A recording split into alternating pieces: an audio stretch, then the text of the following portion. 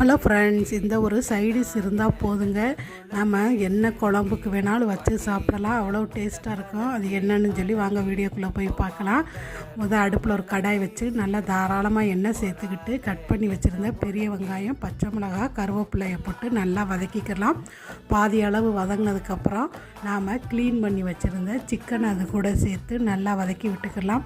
Chicken வெங்காயத்தோடயே சேர்ந்து நல்லா ஒரு 5 நிமிஷத்துக்கு வதக்கும் போது அரை பதத்துக்கு வெந்து வந்துடும்.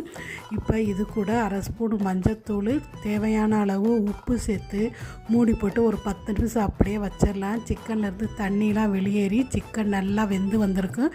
இப்போ அது கூட குழம்பு மசாலாத்தூள், தனி மிளகாய்த்தூள், கரம் மசாலாத்தூள் சேர்த்து நல்லா பெரட்டி விட்டு கடைசியில் இறக்கும்போது மிளகுத்தூள் சேர்த்து இறக்குனா சூப்பரான சிக்கன் சுக்கா ரெடி ஆயிரும். செஞ்சு பாருங்கள். வீடியோ பிடிச்சா ஒரு லைக் போட்டு சப்ஸ்கிரைப் பண்ணுங்கள். தேங்க்யூ.